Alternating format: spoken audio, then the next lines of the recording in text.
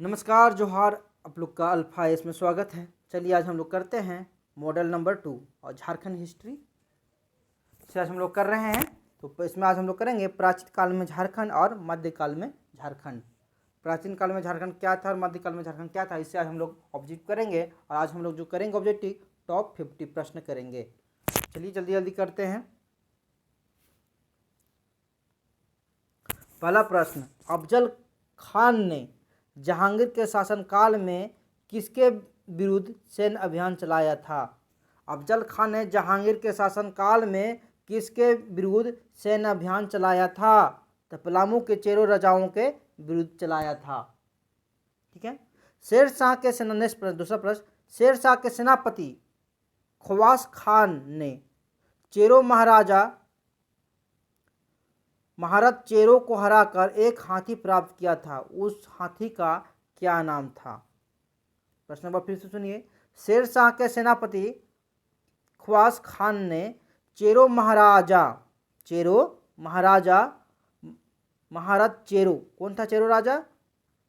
महारत चेरो को हराकर एक हाथी प्राप्त किया था। उस हाथी का क्या नाम था? उस हाथी के नाम था श्याम सुंदर। हाथी का नाम था क्या? श्याम सुंदर।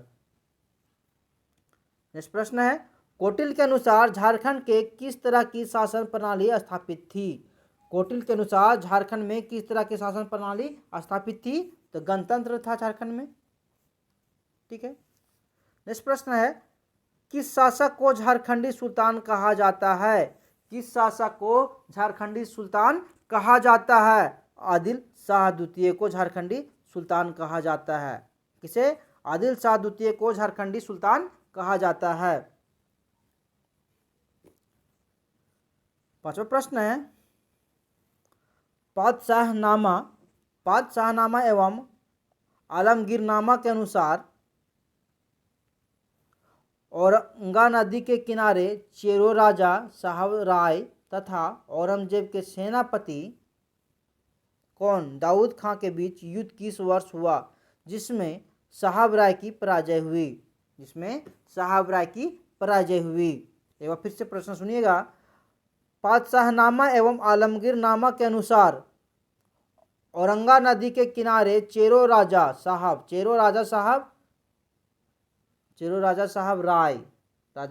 राय तथा औरंगजेब के सेनापति कौन दाऊद खां के बीच युद्ध हुआ था किस वर्ष जिसमें साहब राय की पराजय हुई थी?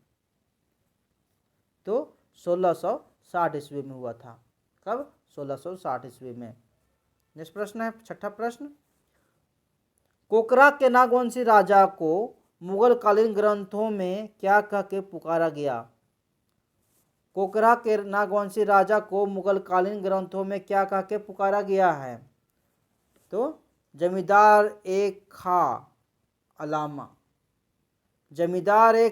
अलामा के नाम से पुकारा गया है। किसका? कोकरा के नागवंशी राजा को मुगल कालीन ग्रंथों में जमींदार एक खा अलामा के नाम से पुकारा गया है। नेक्स्ट प्रश्न है, औरंगजेब के समय कुंडा के किस शासक ने इस्लाम धर्म स्वीकार किया? औरंगजेब के समय कुंडा के किस शासक ने इस्लाम धर्म स्वीकार किया? तो चुनराय स्वीकार किया था। कौन? चुनराय। औरंगजेब के समय कुंडा के किस शासक ने इस्लाम धर्म स्वीकार किया? तो चुनराय स्वीकार कर लिया था। नेक्स्ट प्रश्न है, अकबर द्वारा भेजे गए शहबाज खान ने किस नागवंशी शासक को परास्त किया? तो मधुकर शाह। किसको? मधुकर शाह। ठीक है, मधुकर शाह को पराजित किया गया था। किसके द्वारा? शहबाज खान के द्वारा। शहबाज खान ने नागवंशी राजा मधुकर शाह को हरा दिया था। 9वां प्रश्न, किसने नागवंशी शासक को कर देने के लिए विवश किया? किसने नागवंशी राजा को कर देने के लिए विवश किया था? तो अलाउद्दीन खिलजी के सेनापति छज्जू मल्लिक। कौन? छज्जू मल्लिक किया था। किसका था सेनापति? अलाउद्दीन खिलजी की। नेक्स्ट प्रश्न है, महामाया मंदिर का निर्माण किसने कराया था? महामाया मंदिर का निर्माण किसने करवाया था? कौन करवाया था? तो गजघंट राय। गजघंट राय द्वारा महामाया मंदिर का निर्माण करवाया गया था। फिरोज शाह तुगलक ने जीते हुए हिस्से की राजधानी किस क्षेत्र को बनाया? फिरोज शाह तुगलक ने जीते हुए हिस्से की राजधानी किस क्षेत्र को बनाया था? सतगावा को बनाया था। फिरोज शाह तुगलक ने जीते हुए हिस्से की राजधानी किस क्षेत्र को बनाया? तो सतगावा को बनाया। शेरशाह के सेनापति खवास खान ने किसे परास्त किया? शेरशाह के सेनापति खवास खान ने किसे परास्त किया? तो महाराज चेरो को। ऐसे हाथी जीत लिया था। नवरत्नगढ़ नामक महल किसने बनवाया? तो दुर्जनशाल ने बनवाया था। नवरत्नगढ़ नामक महल किसने बनवाया? दुर्जनशाल ने बनाया। प्रश्न, आठवीं क्षेत्र को किसने जीता? आठवीं क्षेत्र को किसने जीता? आठवीं क्षेत्र को किसने जीता? तो समुद्रगुप्त जीता था। आठवीं क्षेत्र को कौन जीता? समुद्रगुप्त। नया किला का निर्माण किसने करवाया था? पलामू में जो नया किला है उसका निर्माण किसने करवाया था? तो मेदिनी राय ने करवाया था। इल्तुतमिश और बलबन के समय झारखंड का राजा कौन था? इल्तुतमिश और बलबन के समय झारखंड का राजा कौन था? राजा हरिकर्ण था। इल्तुतमिश और बलबन के समय झारखंड का जो राजा था, राजा हरिकर्ण था। चीनी यात्री फाहियान भारत कब आया? 405 ईस्वी में। चीनी यात्री फाहियान भारत कब आया? 405 ईस्वी में। किस काल को भारतीय इतिहास का स्वर्ण युग कहा जाता है? गुप्त काल को। किस काल को भारतीय इतिहास का स्वर्ण युग कहा जाता है? गुप्त काल को। हर्षवर्धन की मुलाकात हेनसांग से झारखंड स्थित किस स्थान पर हुई? क्या होता है? हेनसांग कौन था? चीनी यात्री। हर्षवर्धन से झारखंड में कहां पर मिला था? तो कांगजल राजमहल में मिला था। कहां? राजमहल में। माफ कीजिएगा, कांजांगल झारखंड में मिला था। कांजांगल कहाँ है? राजमहल में कांजांगल। ठीक है। नेक्स्ट है, किस स्थान से कुषाणकालीन सिक्के प्राप्त हुए हैं? तो रांची से कुषाणकालीन सिक्के प्राप्त हुए हैं। पत्थरों को काटकर बनाए गए मंदिर किस स्थान से प्राप्त हुए हैं? पत्थरों को काटकर बनाए गए मंदिर किस स्थान से प्राप्त हुए हैं? कहाँ से प्राप्त हुए हैं? मधुड़ी पहाड़ से। मधुड़ी पहाड़ से। शशांक के काल का प्रसिद्ध मंदिर? वेणुसागर। शशांक के काल का प्रसिद्ध मंदिर कौन था? वेणुसागर। नागवंशी शासक दुर्जनशाल को जहांगीर की कैद से किस वर्ष रिहाई मिली? नागवंशी शासक दुर्जनशाल को जहांगीर की कैद से किस वर्ष रिहाई मिली? दुर्जनशाल को किस वर्ष रिहाई मिला था? 1627 में। ठीक है। शशांक ने झारखंड में किस धर्म से संबंधित मंदिरों का निर्माण करवाया? शिव धर्म से। शिव धर्म किसमें है? शिव धर्म, शंकर भगवान को मानने वाला। सावन महीना चल रहा है तो शशांक ने झारखंड में शिव धर्म से संबंधित मंदिर बनवाया था। नेक्स्ट प्रश्न है 25वां। शशांक के काल का प्रसिद्ध मंदिर वेणुसागर कहाँ स्थित है? कोचांग में स्थित है। कहाँ? कोचांग में। शशांक के काल का प्रसिद्ध मंदिर वेणुसागर कहाँ स्थित है? कोचांग में। पहाड़ी पर स्थित कुआं के अवशेष किस स्थान से प्राप्त हुआ है? पिठोरिया में। पिठोरिया पहाड़ी में जाइएगा, वहां पे एक कुआं का अवशेष प्राप्त हुआ है। ठीक है। नेक्स्ट प्रश्न है, संथाली स्रोत के अनुसार चाई चापा में आक्रमण किसके नेतृत्व में हुआ? संथाली स्रोत के अनुसार चाई चापा में आक्रमण किसके नेतृत्व में हुआ? तो इब्राहिम अली के नेतृत्व में हुआ। कहाँ? संथाली स्रोत के अनुसार चाई चापा में किसके नेतृत्व में आंदोलन हुआ? तो इब्राहिम अली के नेतृत्व में। नेक्स्ट प्रश्न है, लोधी वंश के समकालीन किस वंश का सामना झारखंड को करना पड़ा? लोधी वंश का समकालीन जो झारखंड का जो राजा था, किस वंश को सामना करना पड़ा? तो उड़ीसा के गजपति वंश का। उड़ीसा के गजपति वंश, लोधी वंश और गजपति वंश। बात कीजिए, अकबर के सेनापति मान सिंह ने बंगाल की राजधानी किसे बनाया? राजमहल साहिबगंज को। अकबर के जो सेनापति थे कौन था?